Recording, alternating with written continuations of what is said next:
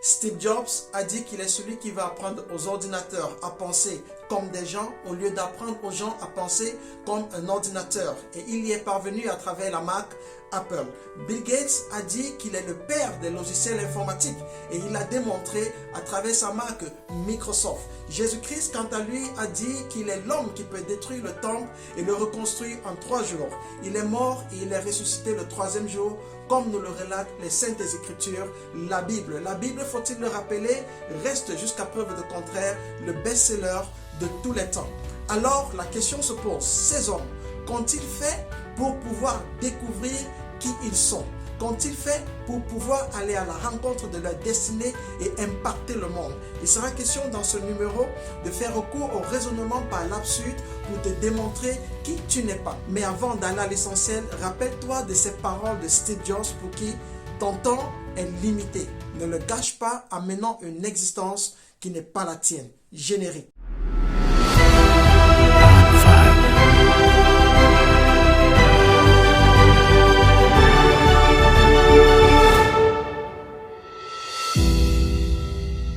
Bonjour ou bonsoir en fonction de ta localisation géographique et bienvenue sur ta chaîne Investir en Soi. Pour être membre de cette communauté où nous parlons de développement personnel et d'éducation financière, il te suffit juste de t'abonner et de cliquer sur la cloche de notification pour être informé de toutes nos nouvelles vidéos. Aujourd'hui, nous abordons la question: qui suis-je? Reste jusqu'à la fin parce que nous réservons toujours le meilleur pour la fin et c'est parti. À la question qui suis-je, on observe généralement 2 catégories de réponses. Une qui fait allusion à notre nom ou à notre prénom. Ainsi, on va écouter des gens dire je suis le fils de, je suis la fille de, je suis l'épouse de, ou tout simplement je suis Achille. Achille, tel est mon prénom. Là, on a le droit de se poser la question de savoir si le prénom que nous utilisons pour nous identifier dans la société est notre identité. Notre prénom pourrait certainement être un identifiant, mais est-il notre identité, notre personnalité? À la naissance, nos parents ont cette lourde tâche de nous donner un prénom que nous allons porter tout au long de notre vie. Et ils le font très souvent en se basant sur leurs convictions religieuses ou leurs convictions culturelles. Et ceci n'est pas anodin, car en 2018, une étude menée par l'auteur Anne-Laure Sellier a pu démontrer avec preuve à l'appui que le prénom peut avoir une influence positive ou négative sur la vie. Pour illustrer cela, je voudrais te raconter l'histoire du prénom de mon père, mais ne ris surtout pas parce que c'est une histoire vraie.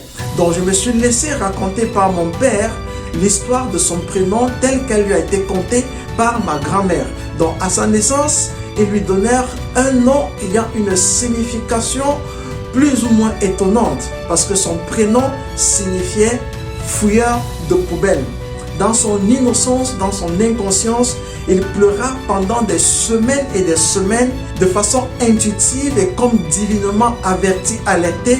Ma grand-mère, de commun accord avec mon grand-père, décidèrent de changer le prénom de mon père pour lui donner celui de Moïse, pour faire ainsi référence à ce prophète que Dieu a utilisé pour délivrer son peuple d'Israël tenu en captivité en Égypte pendant plus de 400 ans. Moïse veut dire sorti des eaux.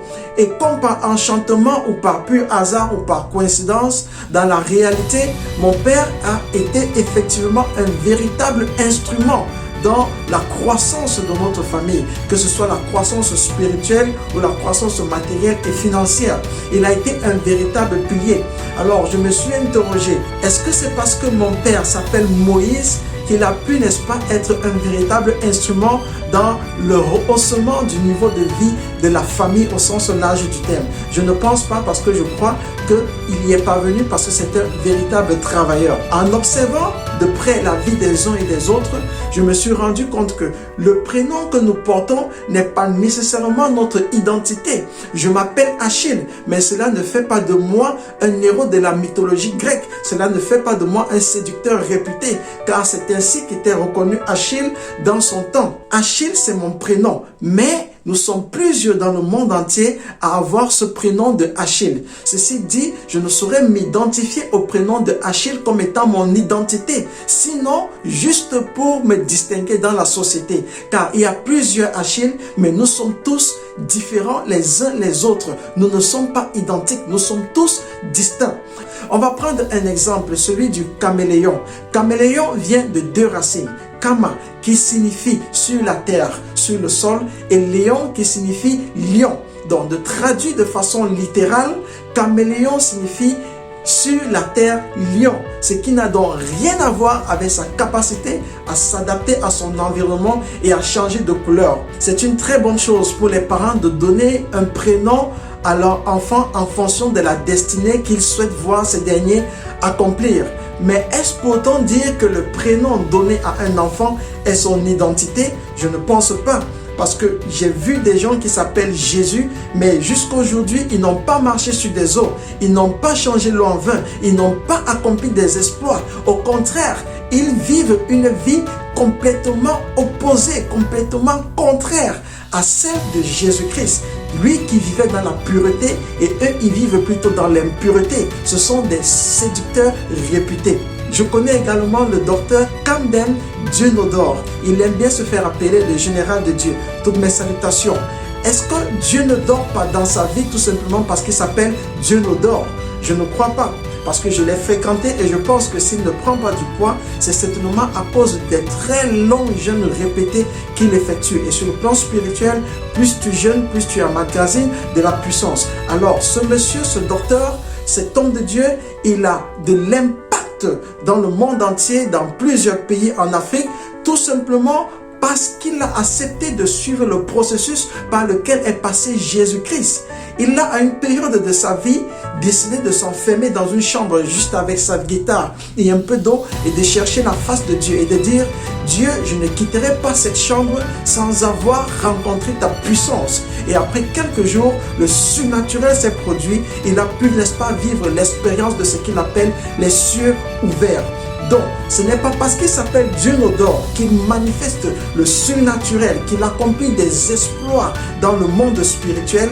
Il manifeste le surnaturel tout simplement parce qu'il a accepté de passer par le processus qu'a suivi Jésus-Christ et tous les autres apôtres qui ont suivi après lui. À la question qui suis-je, il est clair que tu n'es pas ton prénom, tu n'es pas ton nom. Parce que si tu es ton nom, cela signifie que tu es exactement la signification littérale de ton nom. Ce n'est pas parce que tu t'appelles Nelson en référence à Nelson Mandela que tu vas accomplir les exploits de Nelson Mandela. Ce n'est pas parce que tu t'appelles Denzel en référence à Denzel Washington que tu vas être un acteur de renommée internationale comme Denzel Washington. Ce n'est pas parce que tu t'appelles Dieu-Nodor que Dieu ne va pas dormir dans ta vie. Au contraire, il pourra dormir dans ta vie si tu ne marches pas selon les principes qu'il voudrait qu'il ne dorme pas dans ta vie. Donc, porter un prénom ne signifie pas automatiquement que notre vie, notre destinée va être le reflet de ce prénom-là. Nous l'avons vu, le prénom ou le nom peut influencer positivement ou négativement notre destinée. Mais ça ne signifie pas que c'est là notre identité. En d'autres termes, prénom ou nom n'est pas identité. Tu n'es pas ton prénom, tu n'es pas ton nom. Tu es qui tu es en fonction de ton système de croyance, de ton système de pensée, de ta capacité à t'adapter à ton environnement, à te fixer des objectifs, à les atteindre, à connaître tes limites et à les surpasser. Tu n'es pas ton nom, tu n'es pas ton prénom, tu es qui tu es.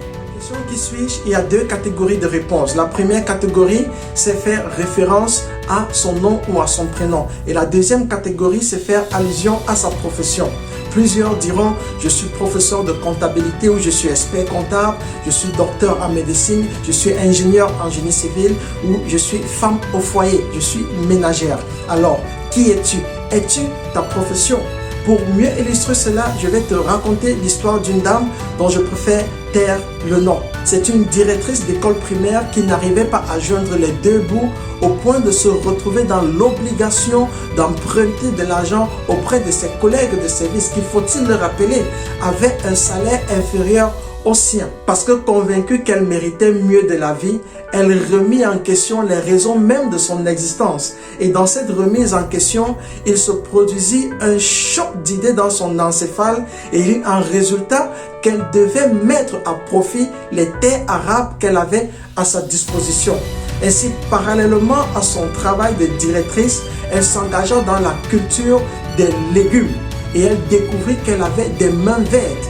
Et de fil en aiguille, elle parvint à décrocher la lune. Les profits que généra la vente des légumes issus de son champ lui permirent de construire 2 maisons en seulement une année. Voilà une jeune dame qui se définissait par sa profession de directrice d'école, pourtant il n'en était rien. Sa réelle identité se trouvait, n'est-ce pas, dans le travail qui était le sien, à savoir être agropreneur.